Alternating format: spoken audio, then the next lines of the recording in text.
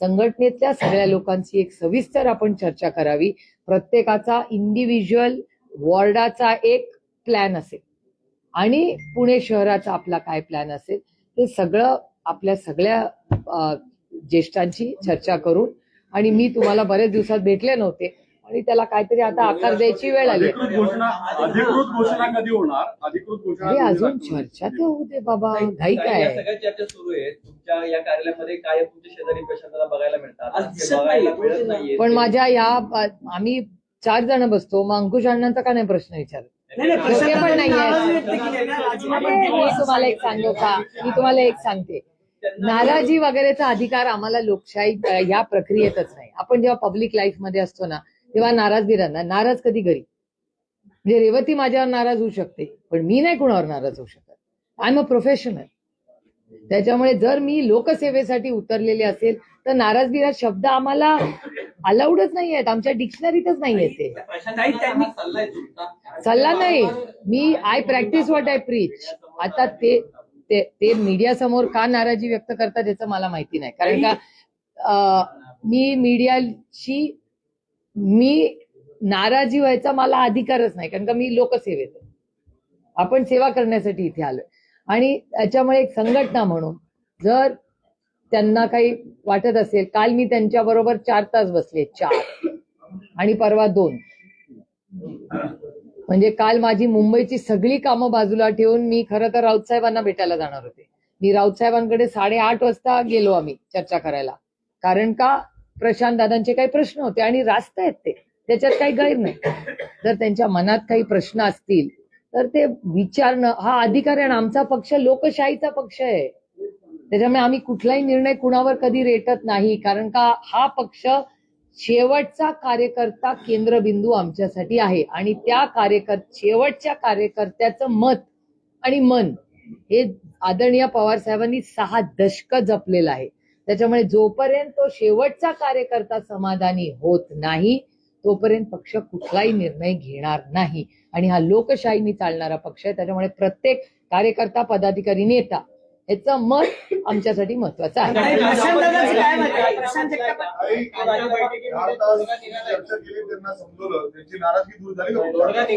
आता तोडग्याचा प्रश्न नाहीये, ही स्ट्रॅटेजी आहे, ही इलेक्शन आहे, ही युद्ध आहे.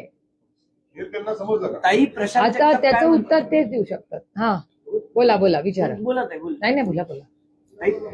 त्यांनी जो प्रश्न विचारला, प्रशांत जगतापांचं म्हणणं काय, साहेबांनी पुरोगामी विचार जपलाय. 2023 मध्ये ज्यावेळेस ह्या सगळ्या घटना घडल्या पक्षफुटीच्या, त्यानंतर मी आणि माझ्यासह असंख्य कार्यकर्ते पुण्यातले साहेबांसोबत राहिलो.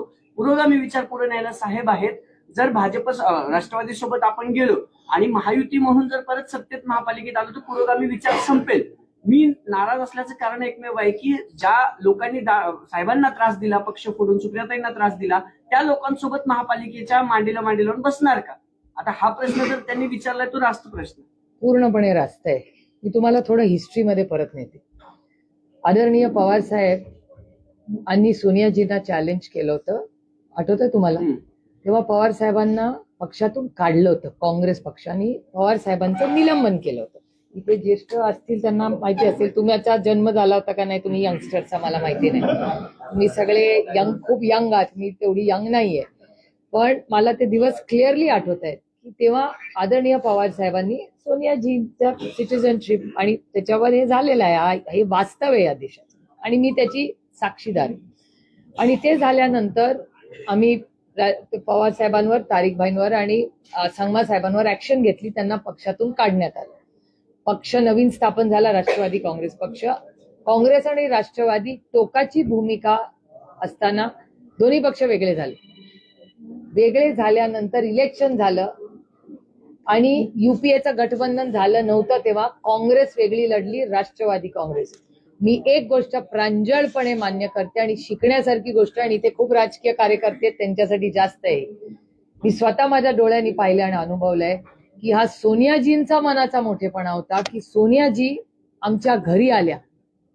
हा सोनियाजींचा मोठेपणा आहे. आय रिपीट मायसेल्फ की एवढी लढाई झाली होती, त्यांनी पवार साहेबांवर ऍक्शन घेतली होती. पवार साहेबांनी वेगळा पक्ष त्याच्यामुळे काढला, त्यांना पक्षातून काढल्यामुळे. त्यानंतर सोनियाजींचा मनाचा मोठेपणा होता की त्या स्वतः त्या निरोप पाठवू शकत होत्या त्यांची मोठ्या नंबरनीच काँग्रेस निवडून आली होती.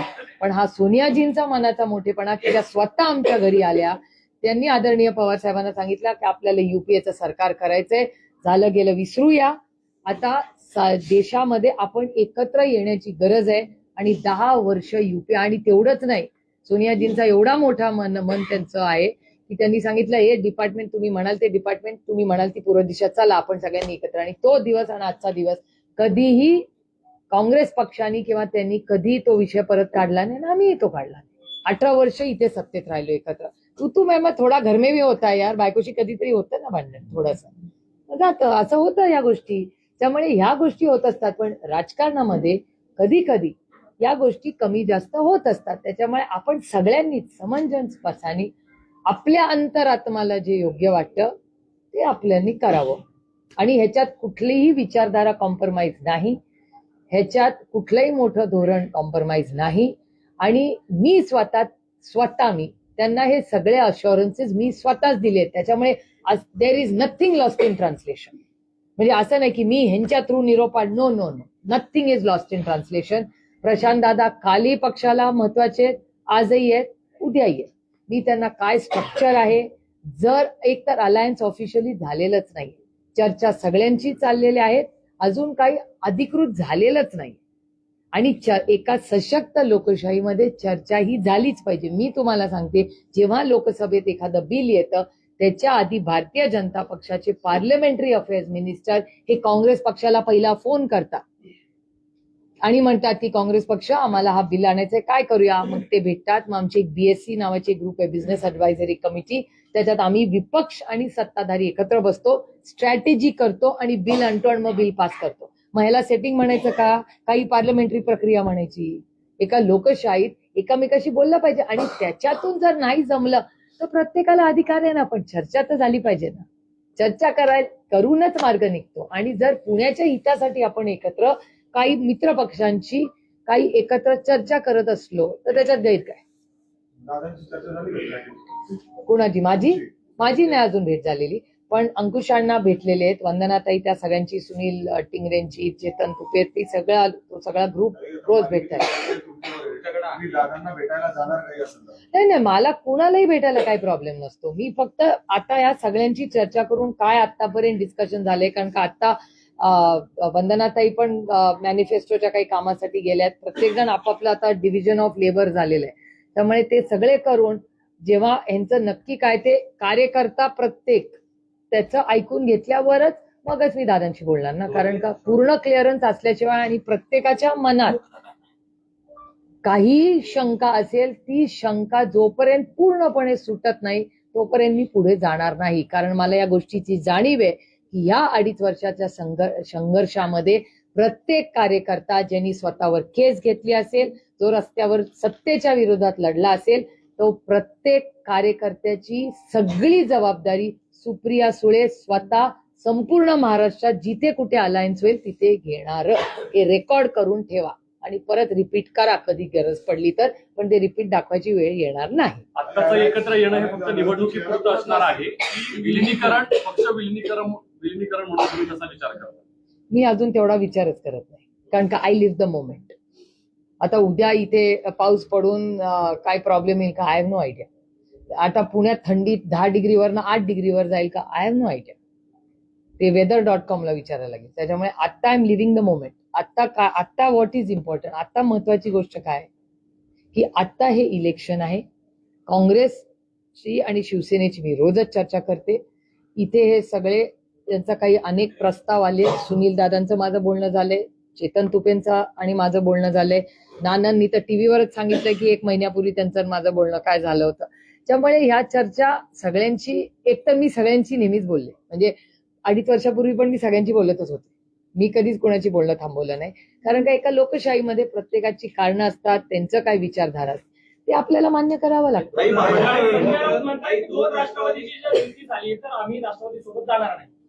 ते ठीक आहे ना, त्यांचं मत असू शकतं ना. लोकशाही अलायन्सेस करताना प्रत्येकाला अधिकार आहे. तर काँग्रेस म्हणलीच होती ना की मनसे आणि शिवसेना गेली, आणि तुम्ही मला अर्ध विचारताय. राऊत साहेब काय म्हणाले, पुरं स्टेटमेंट तुम्ही कदाचित ऐकलं नसेल, पण मी ऐकलं की महाविकास आघाडी लोकसभा विधानसभेला इंटॅक्ट राहील. लोकल बॉडी इलेक्शनला अनेक ठिकाणी आधीच्याही इलेक्शन मध्ये सगळे परमिटेशन कॉम्बिनेशन झालेले आहेत. हे काय नवीन नाहीये करत आहे. दोन राष्ट्रवादी एकत्र लढत आहेत. 2 बैठका आतापर्यंत दोन्ही पक्षांच्या नेत्यांच्या झालेल्या आहेत. राष्ट्रवादी काँग्रेस अजित पवार यांचा असा आग्रह आहे की या निवडणुका घड्याळ चिन्हावर लढायच्या. तुमच्या पक्षाचं काय म्हणणं आहे? माझ्याकडे हा प्रस्ताव नाही आलेला. काही चर्चा अशी आहे, तुम्ही चर्चा तुतारीवर असेल ना. लढणार आहात. चर्चा असेल ना, ती तुमच्या कानावर आली असेल. निवडणुका तुम्ही तुतारी चिन्हावरच लढणार आहात. इट इज द ऑब्वियस ना. It is obvious. तुम्हाला कोण सूत्र सांगतोय आणि तुमचा वेळ वाया घालवतोय आणि माझाही वेळ वाया घालवतोय. गॉसिप कमी करूया, कामावर फोकस ठेवूया. आतापर्यंत पुणे महानगरपालिकेच्या निवडणुकाच्या अगोदरच्या आपण दादांनीच लीड केलेला आहे, दादाच करत राहिले. दोन्ही राष्ट्रवादी एकत्र आले तरी दादाच लीड करणार का? चेहरा दादांचाच असणार का? त्यांच्या नावानेच ही निवडणूक लढली जाणार का? असा प्रश्न कार्यकर्त्यांच्या मनात सुद्धा. म्हणजे कोण लीड करणार? सगळेच लीड करू ना आम्ही. दिसत नाही काय कुठं लीड करताना तुम्ही आता आज पहिल्यांदा आलात बैठक. पहिल्यांदाच आले, कारण का मुंबईचं कोण बघणार? फॉर्म भरायचे हो, मग ठीक आहे ना. कधी? आता ताई weather.com जसं उदाहरण दिलं ना तुम्ही, weather.com म्हणजे सातत्याने बैठका घेतायत. तुमचे ठीक आहे काही ना. नगरसेवक राहिलेत का ते बी चेक करा. म्हणजे आपण ठीक आहे ना, गेले असतील तर शून्यातून पूर्ण विश्व उभं करू. काय अवघड नाही. What is the problem? weather.com ज्याला करायचं असतं ना, आणि इस देश में टॅलेंट की कमी नाही आहे. ताई तुम्ही दिस इज weather.com व्हेरी चं जे उदाहरण टॅलेंटेड दिलंत ना, कंट्री अँड नेशन. weather.com चं जे उदाहरण दिलं ना की वातावरण, तसंच सुप्रिया सुळे ज्या आहेत ना, त्या प्रत्येक कार्यकर्त्याशी बोलतात. म्हणजे अगदी कार्यकर्त्यांशी पण बोलतात. प्रशांत दादांशी पण तुम्ही बोललात. तुम्ही दादांशी पण बोलायचं म्हणतात की मी कुणाशी बोलू. तुम्ही साहेबांशी पण बोलतात. तुम्ही काहीतरी ठरवलं असेल ना, पक्षांशी बोलून, प्रदेशाध्यक्षाशी बोलून, साहेबांचं तुमचं बोलणं झालं असेल. कारण 2-3 दिवसात सगळंच क्लिअर होणार आहे. आता काहीतरी स्ट्रॅटेजी तुम्ही आखली असेल ना, की पक्ष म्हणजे मी कुठं तुम्हाला आधी सांगितलं, मेरा पेट बहुत बडा है. दोन्ही ठाकरे एकत्र येतात महानगरपालिका निवडणुकीपासून. आज घोषणा आलेत काही. केली त्यांनी. काय ते अधिकृत म्हणजे इट वॉज ओनली ते अनाउन्समेंटच राहिली होती. बाकी सगळं तर ठरलंच होतं ना. राजकीय परिणाम त्याचे काय? त्याच्या पहिल्या मोठ्या कार्यक्रमाला सगळ्यात उत्साही मी आत्या म्हणून होते. राजकीय माझे परिणाम 2 बंधू एकत्र येत असतील तर माझे आनंदच आहे. राजकीय परिणाम काय असतील? तुम्ही देखील दिसलात. त्यांना दोघांना एकत्र आणण्यासाठी तुमचा देखील नाही, माझा नाही. सगळ्यात मोठा पुढाकार राजजी आणि उद्धवजींना एकत्र आणण्यात सगळ्यात मोठं योगदान कुणाचं असेल तर ते राऊत साहेबांचं आहे. राऊत साहेबांनी कष्टांची पराकाष्ठा केली आणि ते कुटुंब एकत्र आणण्याचं क्रेडिट अर्थातच त्या कुटुंबातल्या सगळ्या फॅमिली मेंबर्सला आहे. पण त्याच्यात सगळ्यात मोठा फॅमिली मेंबर जो प्रेमाने त्यांनी केलं त्याचं नाव संजय राऊत साहेब आहे. पण आज कसं बघताय, जे एवढे वर्ष दोघं एकमेकांना टीका करत होती, मुलं एकमेकांना भेटत नव्हती, आज भेटताय. याचा चांगली गोष्ट आहे परिणाम ना. महानगरपालिकेच्या निवडणुकीवर कसा राहील तुम्हाला वाटतं? त्यांनी त्या तुमच्या पण चॅनलनी सर्वे केलेत असतील ना. मग सर्वे करतात ना इलेक्शनला, आम्हाला पण दाखवतात ना सर्वे इलेक्शनच्या आधी. माझ्या शुभेच्छा आहे. जशी आपण इथे चाचपणी करतो 2 राष्ट्रवादी आणि काँग्रेस, तर इथे आपण दोन्ही ठाकरेंना सोबत घेणार आहोत का?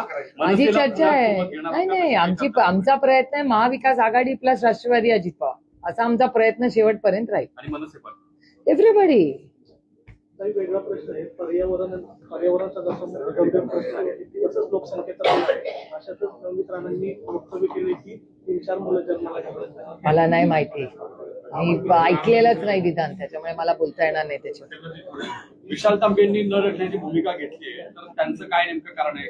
ते ठीक आहे ना, प्रत्येकाला आपापलं कारण असतं. त्यांना वाटत असेल लढायचं नाही, लोकशाही आहे. लढायचं का नाही लढायचं हा प्रत्येकाचा वैयक्तिक प्रश्न आहे ना. चांगले उमेदवार जे आहेत ते सिटिंग नगरसेवकात अशी जर भूमिका घेत असतील तर काउंट कमी होईल असं वाटतं. काउंट म्हणजे एक तर मी तुम्हाला आधी सांगितलं की विशाल तांबेंनी लढावं अशी माझी स्वतःची इच्छा होती. आणि ज्या पद्धतीने म्हणजे आज भारतीय जनता पक्षामध्ये भारतीय जनता पक्ष कमी आणि काँग्रेस आणि राष्ट्रवादी जास्ती असेल, त्याच्यामुळे मग होतं तेच बरं होतं ना. काँग्रेस मुक्त भारत करायला गेले तर आता पुणं हे बीजेपी ओनली काँग्रेस एनसीपी झाले. मग ते कुठल्याही चिन्हावर नाही नाराज साहजिक आहे ना. नाही साहजिक आहे ना, कुठल्याही पक्षामध्ये साहजिकच आहे ना. जर ओरिजिनल ज्यांनी खूप कष्ट करून विरोधात असताना ज्या सगळ्यांनी हा पक्ष बांधण्याची काम केलं, आज ते भारतीय जनता पक्षात कुठेच दिसत नाहीत. आणि हा कॉमन फिनॉमिनॉन आहे. आणि त्यांनी फक्त एवढंच सांगितलं की काँग्रेस मुक्त भारत. आता सगळीकडे काँग्रेस, आणि जी परवाचा पण रिझल्ट लागला त्याचा अर्ध्याहून जास्त क्रेडिट काँग्रेस पक्षाला आहे. वहीं राज्य में नए राजनीतिक समीकरण दिखाई दे रहे हैं। आज दोनों ही ठाकरे एक साथ खड़े हो चुके हैं, अलायंस करेंगे उन्होंने।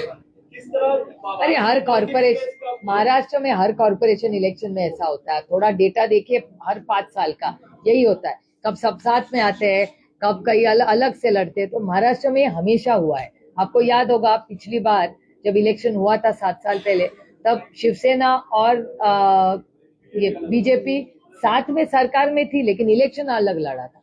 तो ये कॉम्बिनेशन परम्यूटेशन हमेशा होता है. महाराष्ट्र में कोई नई बात नहीं. लेकिन उनका कहना है कि मराठी वालों को एकत्रित करना और वो उनकी स्ट्रैटेजी है ना, उनको तो अधिकार है ना उनको. What about your party member? We are also in discussion with no, we are also in discussions with everybody. सबसे हम बात करेंगे और आज कल में हम पुनः फाइनलाइज करना चाहते हैं सब कुछ. But your party president in city, Pune city is not happy with this alliance. No, listen, in a democracy, everybody has a right to an opinion. I have spent in total 6 hours with him between yesterday and today. He had some strategy in his mind.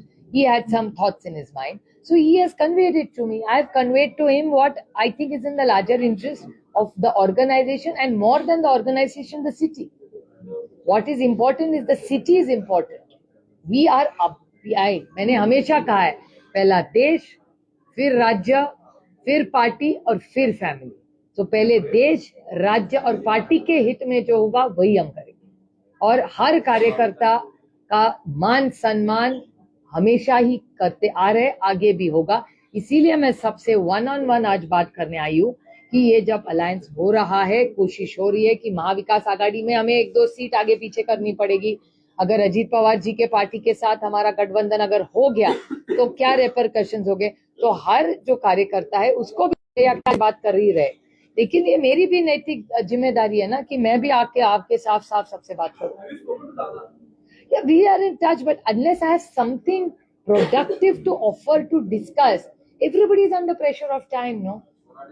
Okay, recently concluded parliament session, you criticized G. Ramji. What was your saying? Uttamad guarantee scheme detailed. It's one of the finest programs the Congress Party and the NCP has brought in India. It's very unfortunate that two major things which we objected to. One is changing of the name to remove Mahatma Gandhi's name. It was really objectionable, point number one. And point number two, the breakup of the amount.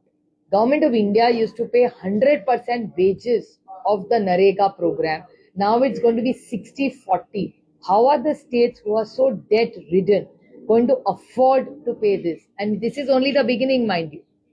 Once the Finance Commission report comes, then what is going to happen? If they keep decreasing, then in a few years it will become zero from Government of India. Can Government of Maharashtra or any state government afford this? They can't.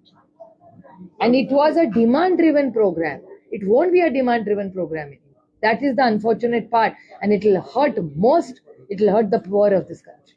My last question, after the announcement of the election, what are your plans to go in the elections for this local policy? No, we are very clear. We all live in this city. We love this city. The city has given all of us a lot. I think we owe it back to the city and the citizens of the state, of this Pune city. So we have to work towards traffic, towards water issues, towards garbage issues, serious civic issues and challenges which are not addressed. आणि शेवटचा प्रश्न BMC बद्दल. ठाकरे बंधू एकत्र आले, त्यांच्यातलं जागा वाटप ठरलंय. आपण त्यांच्यासोबत लढतो, लढणार असू तर तुमच्या वाट्याला किती जागा आलेल्या आहेत? काल रात्री आमची सविस्तर मीटिंग झाली मुंबईसाठी आणि त्याच्यामध्ये आणखीन काही त्यांनी सीट आम्हाला वाढवून दिले आहेत. पण आमच्या काही मागण्या आहेत, कारण का आमची 1-2 सिटिंग आहे. त्यामुळे आज आम्ही त्यांना विनंती केली आहे, कारण का आम्ही काँग्रेसशी काल बोललेलो आहोत. आमचा अजूनही प्रयत्न आहे की काँग्रेसनी आणि आपण सगळ्यांनी एकत्र लढावा, असा आमचा प्रयत्न शेवटच्या दिवसापर्यंत माझा तरी राहीलच. त्यामुळे काल आमची काँग्रेसची सविस्तर मीटिंग झाली, आमची शिवसेनेची पण झाली. त्यामुळे आज आम्ही ठरवलंय की आज रात्रीपर्यंत, कारण का शेवटी कार्यकर्ते अस्वस्थ असतात, सगळ्याच पक्षाचे फॉर्म भरायचा असतो, त्यांचा प्रचार असतो. त्याच्यामुळे आमचा प्रयत्न आहे की आज रात्रीपर्यंत मुंबईचं जे काय असेल तो निर्णय सेना आणि आम्ही आणि काँग्रेस बसून फायनलाइज करू. जागाचा नंबर राखीताई कडे लिस्ट आहे, काहीतरी 15-16 तुम्ही रिपोर्ट केलाय ऑलरेडी. त्या क्लिअर झाल्यात, अजून क्लिअर व्हायच्या. फर्स्ट फेज महापालिका निवडणूक नाही, प्रत्येक ठिकाणी वेगवेगळं. हो, जे नगरपालिकेला झालं तेच होणार आहे. त्याच्यामुळे सगळे फॉर्म भरून होऊ द्या आणि मग आपण एकमेकाशी बोलू की कोण कुठे काय लढते, कारण का आता काय सुधरतच नाही कोणाला. झालं, थँक्यू.